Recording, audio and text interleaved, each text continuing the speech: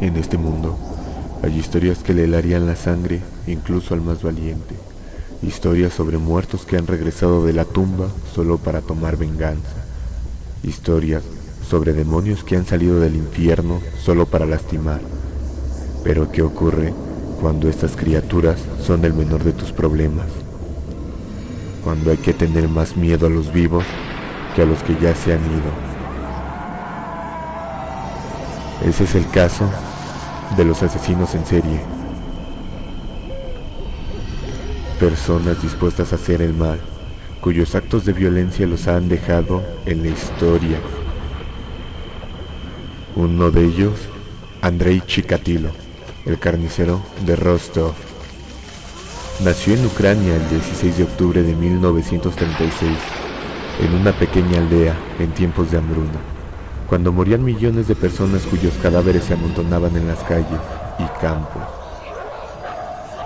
Lo más cruel para el pequeño Andrei y su hermana era escuchar en el regazo de su madre cómo su hermano mayor, Stefan, había sido raptado y devorado, aunque no era un caso aislado en aquellos duros años 30. El hecho que marcaría notablemente al niño, quien se sentía en esos momentos más solo que nunca.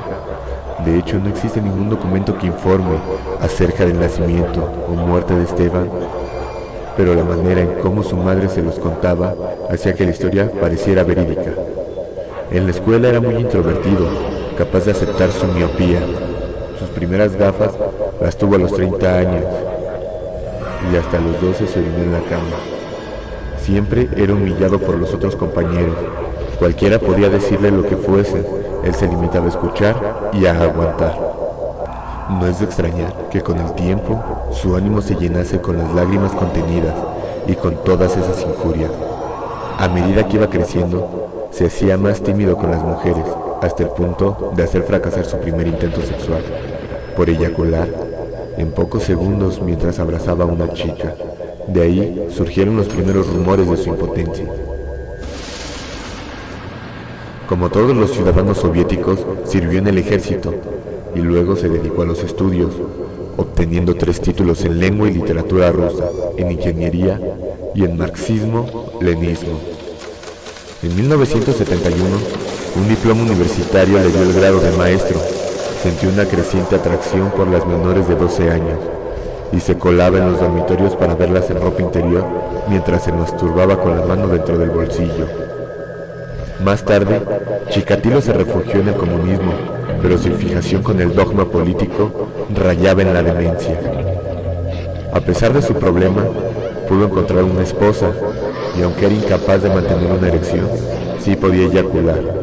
Logró alcanzar en contadísimas ocasiones la suficiente erección para dejar embarazada a su esposa, pero no dejaba de pensar que la naturaleza lo había castigado castrándolo al nacer. Era un marido de carácter estable y trabajador, un padre que nunca levantaba la voz ante los hijos, un respetado miembro del Partido Comunista que leía los periódicos y se mantenía al corriente de la actualidad. Discreto, vivía con la rigurosa austeridad que corresponde a un verdadero soviético. En la escuela en la que trabajaba, sus alumnos se reían de él, le apodaban el ganso, porque sus largos hombros encorvados hacían que su cuello pareciera alargado y porque lo tenían por tonto. Él no hacía nada por remediarlo, tampoco cuando lo empezaron a llamar maricón, ni cuando le pegaban arrojándole una manta por encima, o cuando lo sacaban de las aulas a patadas. Después de cierto tiempo, adquirió tanto miedo a los chicos que empezó a llevar un cuchillo a su trabajo. El 22 de diciembre de 1978, Chikatilo mató por primera vez a los 42. Abordó en la calle a una niña de 9 años de edad y la convenció para que se fuera con él a una cabaña que poseía en las afueras de la ciudad. Sabía cómo hablar a los niños, él mismo había sido maestro y tenía a sus 2 hijos. Una vez allí, la desvistió con violencia. Accidentalmente le hizo un rasguño del que brotó sangre, hecho que le propició una erección inmediata, estableciendo el vínculo fatal entre la sangre y el sexo. Luego sacó un cuchillo y se lo clavó a la niña en el estómago. Con cada puñalada notaba que se acercaba más al orgasmo, por lo que no cesó de hacerlo hasta la eyaculación. Chikatilo había intentado satisfacer su necesidad sexual, movido por la esperanza de llegar a ser igual que los demás, pero no lo era. Su flacidez y las burlas de las mujeres que se lo recordaban a cada momento era más de lo que podía esperar.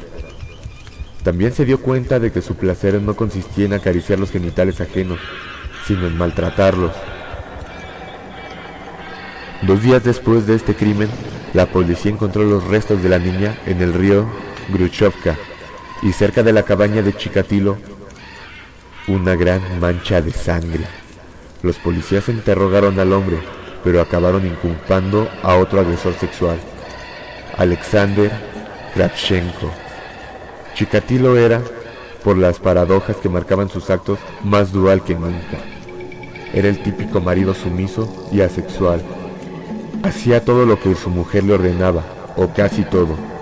Ella solía desear los placeres del hecho con más frecuencia que él, y eso les llevaba a frecuentes discusiones, a que ella le recordase en todo momento lo taciturno e inerte que era. Su acusación de haber molestado sexualmente a los estudiantes le costó el trabajo, pero ganó uno nuevo en una fábrica, en el que tenía que estar viajando constantemente. Siempre se estaba moviendo, lo cual le ayudaba a escoger a sus nuevas víctimas. 3 años pasarían antes de que Chikatilo asesinara por segunda vez, el 3 de septiembre de 1981. Su segunda víctima fue Larisa Kashenko, de 17 años de edad. La convenció de ir con él al bosque para tener relaciones sexuales, pero falló en el intento, por lo que ella se rió de él. Esto lo enfureció, perdió el control, estranguló a la mujer y eyaculó sobre el cadáver, mordisqueó su garganta, le cortó los senos y en su frenesí se comió los pezones. Luego comenzó a lanzar aullidos mientras bailaba una danza de guerra alrededor del cuerpo. Dejó el cuerpo sin vida con un palo enterrado. En estos momentos supo que volvería a matar. Los 2 primeros asesinatos de Chikatilo tuvieron cierto carácter fortuito. Es posible que, en ambos casos, sus intenciones fueran solamente de índole sexual. Los gritos de terror le excitaban, pero era el asesinato en sí lo que presentaba para el acto sexual lo más supremo. Su tercera víctima fue Lyuba Biryuk. Fue raptada de una villa y fue acuchillada 40 veces en un bosque. Le mutilaron los ojos. Esto se volvería algo común en sus asesinatos. La firma mortal de Chikatilo. Chikatilo asesinó otras 3 personas ese año. Entre ellas se encontraba su primera víctima masculina, Oleg Potsibaev, de 9 años de edad. El cuerpo no se encontró, pero Chikatilo afirmó ser el responsable y que le había arrancado los genitales. La presa estaba enloquecida con el asesino en serie. El modus operandi era siempre el mismo. Sus víctimas siempre se encontraban en los bosques, con indicios de violencia y sadomasoquismo. En ocasiones les faltaban miembros a las víctimas. Eran niños, niñas y chicas jóvenes. Entre ellos había muchos escapados de casa y retrasados mentales, pues se dejaban convencer más fácilmente y agradecían su ayuda en el laberinto del sistema de transporte local, con el que no estaban familiarizados.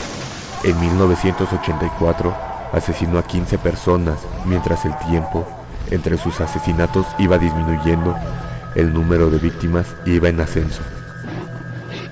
Chikatilo los elegía entre la multitud en estaciones ferroviarias y en paradas de autobús, y con algún pretexto los convencía para que los siguieran a alguna zona boscosa. Una vez allí, les infligía numerosas puñaladas, entre 30 y 50. Casi todas las víctimas sufrían la mutilación de los ojos. A las adolescentes o chicas jóvenes les seccionaba los pechos o los pezones, ya fuera con afilados cuchillos o con los dientes. El útero era extirpado con tal precisión que todos los cirujanos de la provincia de Rostov pasaron a ser sospechosos en potencia. Mientras las violaba, se enfurecía tanto por llegar tan rápidamente al orgasmo que les machacaba la cara a golpes para ocultar su impotencia. A veces, con la ayuda de una ramita, colocaba el semen en la vagina de la víctima. En caso de los niños, los atacaba nada más hallarse a solas con ellos en el bosque. un golpe para aturdirlo con las manos atadas y unos golpes de cuchillo poco profundos para establecer su dominio sobre ellos. Posteriormente los mutilaba a mordiscos, les cortaba los genitales o solamente extirpaba los testículos que guardaba a modo de trofeo. También arrancaba los ojos de todas sus víctimas. En algunas ocasiones realizaba estas amputaciones cuando la víctima se hallaba aún con vida, aunque no consciente. En ninguno de los casos se encontraron las partes del cuerpo seccionadas en las cercanías de la escena del crimen. Además, practicaba actos de canibalismo. En sus declaraciones confesaría que le gustaba tragarse las partes del cuerpo más blanditas. En 1981 se convirtió en funcionario del abastecimiento de una fábrica y el trabajo que le obligaba a recorrer una buena parte de la región le proporcionaba la tapadera perfecta. El Instituto Serbsky de Moscú diseñó el perfil de un hombre ostensiblemente normal, probablemente casado, con un trabajo regular. Y por esperma hallado en los cuerpos de sus víctimas, se supo que su sangre era del grupo AB. El 14 de septiembre de 1984 detuvieron a Chikatilo en el mercado de Rostov, pues en líneas generales encajaba con la descripción del asesino, pero no pudieron demostrar nada más. Chikatilo parecía un hombre respetable y tras hacerle un análisis de sangre, este resultó ser del grupo A. Enseguida fue puesto en libertad sin cargos. Por esas alturas, los archivos de la policía contenían datos de unos 26.500 sospechosos. Cuando apareció el cadáver número 30, los periódicos empezaron a dar noticias del posible asesino en serie, quienes todos creían un retrasado mental, a pesar de que la policía no estaba de acuerdo, pues la amplia dispersión del asesino indicaba que éste disponía de un vehículo, factor que en Rusia era eliminativo. Chikatilo fue acusado de haber robado un rollo de linóleo de su oficina 7 meses después. Con ese caso aún pendiente, fue arrestado por comportamiento impropio en la estación de autobuses de Rostov. Fue sentenciado a 15 días en prisión, pero la policía creía que él era el asesino, así que comprobaron la sangre de Chikatilo con el semen encontrado en los cuerpos de las víctimas, e inexplicablemente no era el mismo tipo de sangre. Fue sentenciado a 1 año en la cárcel por el robo del linóleo, pero el juez simpatizó con él y lo liberó antes. El asesino estaba libre otra vez. El 17 de octubre de 1990 volvió a matar en un bosque cercano a la estación de Donleshooks. Este crimen se absorbió a toda la policía local y a una fuerza antidisturbios de 100 hombres, pero 2 semanas después, Chikatilo volvió a actuar y esta vez fueron unos 600 detectives los encargados de investigar a lo largo de la línea de los bosques, en donde montaban guardia 3 o 4 oficiales en los apeaderos más aislados. El 6 de noviembre de 1990, uno de estos detectives, el sargento Igor Rybakov, vio surgir del bosque un hombre con traje y corbata, mientras observaba cómo éste se lavaba las manos en la fuente. Advirtió que tenía un dedo vendado y una mejilla manchada de sangre. Le pidió los documentos y elevó un informe de rutina. 5 días después encontraban un nuevo cadáver en ese mismo lugar, el cual estimaron que llevaba muerto más o menos 1 semana. El homicida tenía que haber pasado por la estación y el culpable no podía ser otro que el sospechoso del informe de Rybakov. Lo arrestaron el 20 de noviembre, sospechoso de haber asesinado a 36 víctimas, todos ellos mujeres y niños. Su esperma, aunque no su sangre, sí era AB. El fiscal general de la provincia de Rostov emitía una orden de detención contra Chikatilo, efectiva a partir del 20 de noviembre de 1990, y ese mismo día, en efecto, fue retenido por la KGB, mientras con paso lento y senil decía: ¿cómo pueden hacerle esto a una persona de mi edad?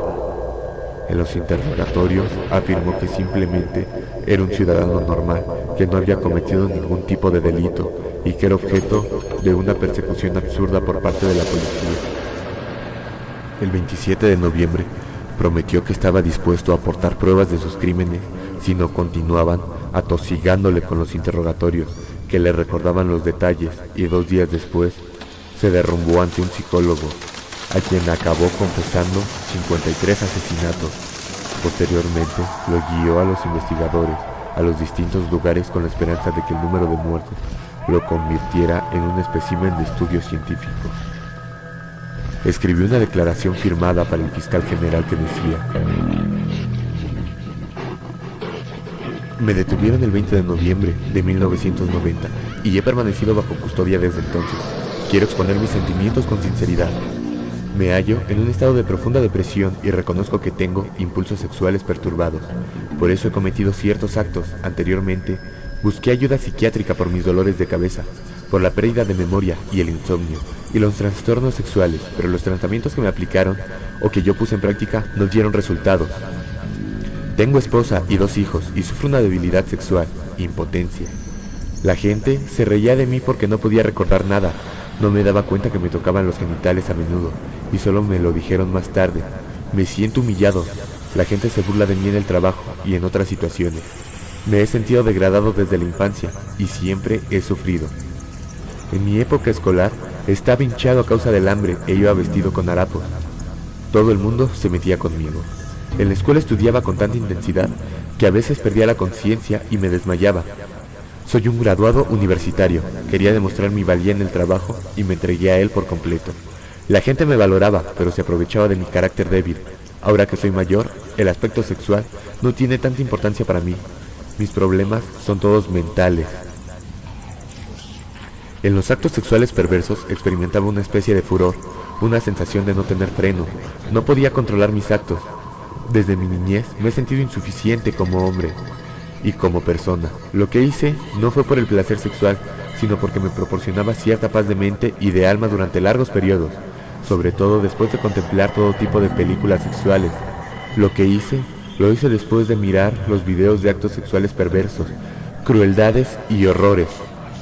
Lo que la policía dedujo de esta declaración es que el asesino trataba de buscarse una posible salida, alegando enfermedad mental, una obsesión del tratamiento psiquiátrico. Los psiquiatras del Instituto Serbsky, no obstante, lo veían como un sádico, prudente que no sufría ningún trastorno que pudiera impedirle que sus actos estaban mal, que eran actos premeditados. Por esa razón, en octubre de 1991, dieron a conocer sus conclusiones, diagnosticando que el asesino estaba legalmente cuerdo. El juicio de Andrei Chikatilo se iniciaba en abril de 1992 y duraría hasta octubre de este mismo año. Con la cabeza rasurada, presenció su juicio desde un cubículo de metal. El primer día, deleitó a los fotógrafos, esgrimiendo una revista porno.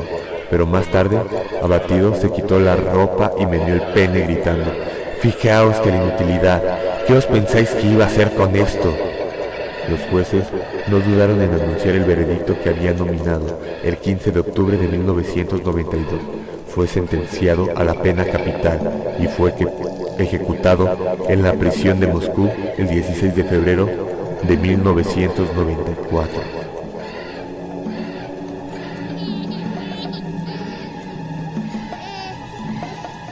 Así que, ¿a quién hay que temer? ¿A los vivos o a los que ya se han ido?